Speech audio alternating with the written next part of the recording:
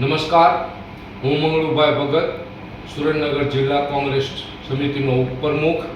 અત્યારે થાનગઢની અંદર જે વોર્ડ નંબર 1ની અંદર પેટા ચૂંટણી આવી છે, એ પેટા ચૂંટણીમાં મેં ગઈકાલે 10 તારીખે ઉમેદવારી ફોર્મ ભર્યું છે.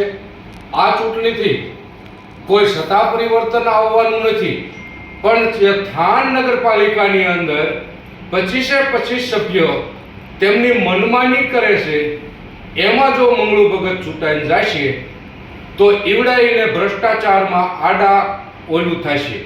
બીજું કે હું થાન શહેરની અંદર જ્યાં જ્યાં કામ થતા હશે ત્યાં 10-20% 30% વિકાસના કામ સારા થશે. જો એક સભ્ય વિરોધ પક્ષનો હશે તો કાંઈક ને કાંઈક ગામ માટે સારું થશે. અને એવો કોઈ ભાજપનો આગેવાન નથી કે મંગળુભાઈને ખરીદી શકે કે 5-25 હજાર આપો અને સાનો માનો મહિનો 1.5 મહિનો બેહી રહે, કામ કરવા એવા કરે, લાઇટ બિલ ડીઝલ બિલ જેવા ફાડવા એવા ફાડે.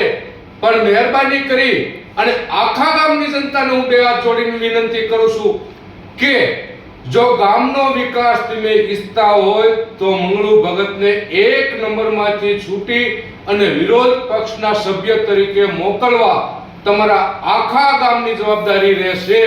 અને હું શ્રી વાસુકી દાદાની સાક્ષીએ કહું છું કે ગામનું લોકહિતનું કામ હશે એમાં મંગળુ ભગતનું નગરપાલિકાની બોડીને સમર્થન હશે અને એમના ભ્રષ્ટાચારના કામ હશે. એની માટે હું 100% ગામની જનતાને વિશ્વાસ સાથે કહું છું કે એની માથે લગામ આવશે.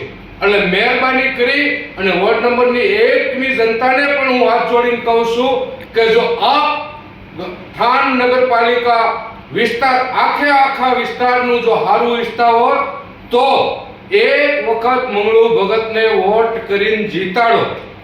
હું 3 ચૂંટણી લડ્યો છું, 2 વખત તાલુકા પંચાયત લડ્યો છું. તાલુકાના મતદારોએ મને મત આપ્યા છે, પણ નગરપાલિકા એરિયાવાળો મને સ્વીકારતા નથી.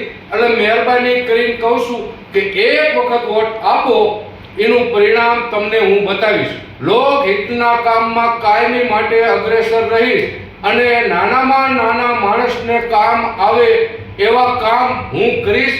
અને જ્યાં નગરપાલિકા અત્યારે છે ત્યાં નાના માણસો ડરથી અંદર જાય છે. એટલે મંગળુ ભગત અહીંયા વિરોધ પક્ષના નેતા તરીકે બહાર ખુરશી નાખીને બેઠો છે તો નિડરતાથી પબ્લિકને સાથે લઈને રજૂઆતમાં જશે. એટલે મહેરબાની કરીને વોર્ડ નંબર 1ના નગરજનોને પણ કહું છું કે આપ આખા ગામનું સારું ઈચ્છતા હો તો એક વખત વિરોધ પક્ષના નેતા તરીકે મંગળુભાઈને નગરપાલિકામાં મોકલો એવી આશા રાખું છું. જય હિન્દ, જય ભારત.